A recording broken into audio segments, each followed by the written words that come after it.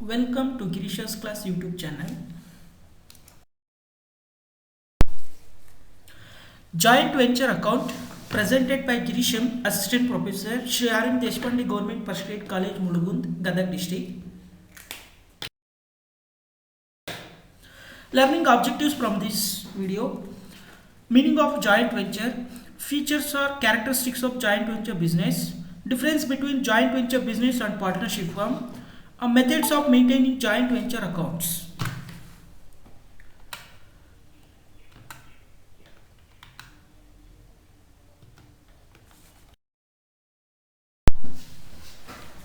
Meaning of joint venture. A joint venture is a very short duration of business entered into by two or more persons jointly. A very short duration of business, generally a single transactions like buying and selling of goods or services. Here, the joint venture may be described as a temporary partnership between two or more persons without the use of the firm name for a limited purpose.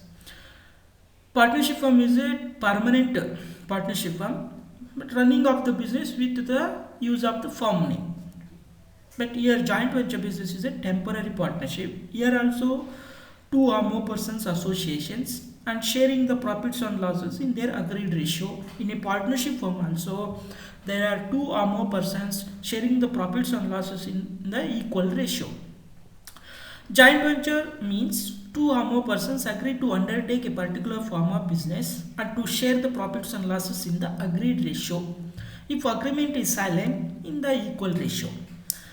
For example of joint venture business, joint consignment of goods, joint construction of building, road, bridges, joint underwriting of a particular issue of shares on debentures.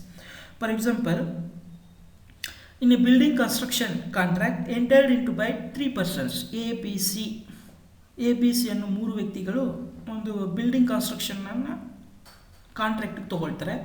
ಕಾಂಟ್ರಾಕ್ಟಿಗೆ ತೊಗೊಂಡ ನಂತರ building complete ಆಗೋವರೆಗೂ ಮಾತ್ರನೇ ಆ business ಅವ್ರ ಮೂವರು ಕೂಡ ಕೋವೆಂಚರರ್ ಆಗಿರ್ತಾರೆ. Building complete ಆದ ಕೂಡಲೇ ಅವರು ಜಾಯಿಂಟ್ ವೆಂಚರ್ ಬಿಸ್ನೆಸ್ಸನ್ನು ಕ್ಲೋಸ್ ಮಾಡ್ತಾರೆ. ಬಂದಿರತಕ್ಕಂಥ ಪ್ರಾಫಿಟ್ಸು ಲಾಸಸನ್ನು ಅವರು ಶೇರ್ ಮಾಡ್ಕೊಳ್ತಾರೆ. ಅವರ ಅಗ್ರೀಡ್ ರೇಷಿಯೋ ಏನಿರುತ್ತೆ ಶೇರ್ ಮಾಡ್ಕೊಳ್ತಾರೆ. ಅಲ್ಲಿಗೆ ಆ ಒಂದು ಜಾಯಿಂಟ್ ವೆಂಚರ್ ಬಿಸ್ನೆಸ್ ಎಂಡ್ ಆಗಿಬಿಡುತ್ತೆ. ಅದಕ್ಕೆ ನಾವು ಇದನ್ನು ಶಾರ್ಟ್ ಡ್ಯೂರೇಷನ್ ಬಿಸ್ನೆಸ್ ಅಂತ ಕರಿತೇವೆ.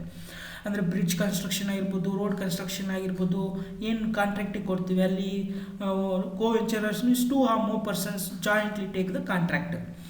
Here the persons who have entered into a undertake a joint venture, ಆ ಒಂದು ಜಾಯಿಂಟ್ ವೆಂಚರ್ ಬಿಸ್ನೆಸ್ಸಲ್ಲಿ ಯಾರು ಎಂಟರ್ಡ್ ಆಗ್ತಾರೆ ಆ ವ್ಯಕ್ತಿಗಳನ್ನು ನಾವು joint venturer or co venturer ಅಂತ ಕರಿತೀವಿ.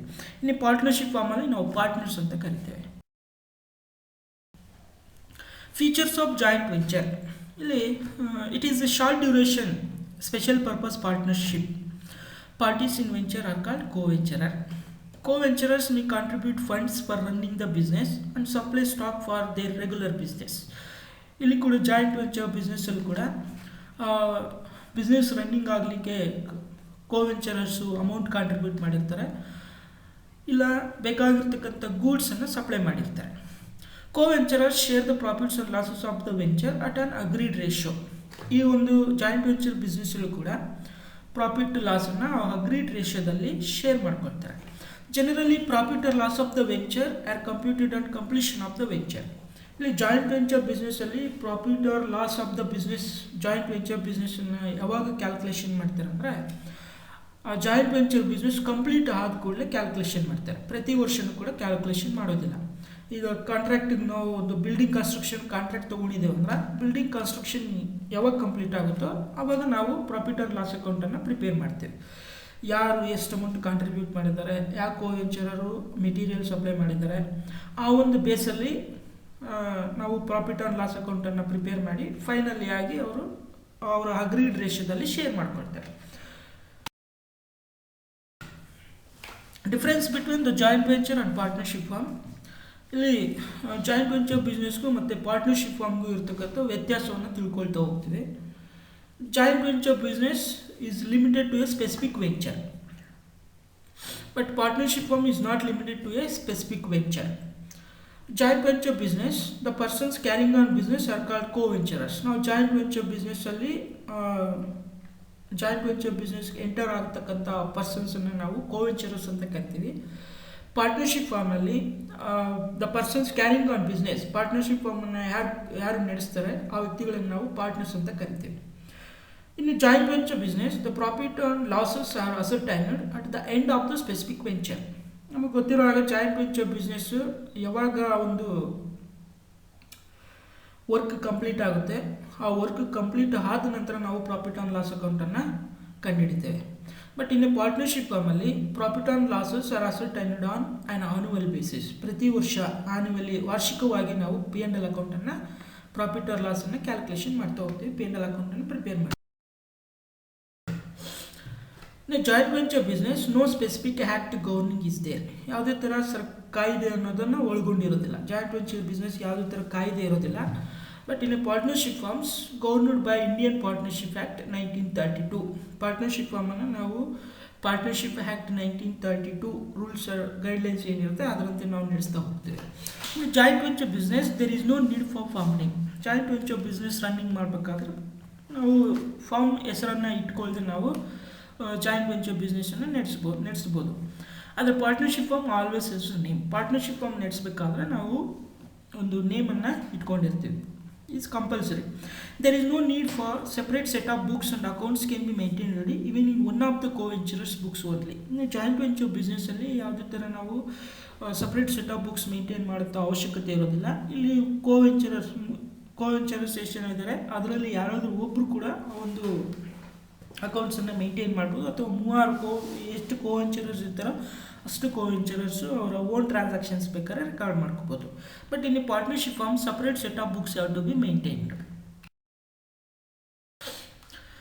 ಇನ್ a joint venture business, a minor cannot be a coventurer as he is incompetent to contract. ನಮಗೆಲ್ಲ ಗೊತ್ತಿರೋ ಹಾಗೆ minor is not incompetent to contract. ಯಾವುದೇ ಒಂದು ಒಪ್ಪಂದಕ್ಕೆ ಅಸಮರ್ಥ್ಯ ಅಂದರೆ ಕಾಂಪಿಟೆಂಟ್ ಆಗಿರೋದಿಲ್ಲ. In a partnership firm, a minor can be admitted to the benefits of the firm. In a joint venture business, accounting for joint venture is done on liquidation basis, but in a partnership firm, accounting for partnership is done on ongoing concern basis. Methods of maintaining the joint venture accounts. Generally, there are 2 ways to keep the records of joint venture accounts. The first one, when separate set of books are maintained in common on behalf of all the venturers in one place. It's a first method. In this method, the following accounts to be opened in the common books of the venture: joint venture account, joint bank account, venturers account.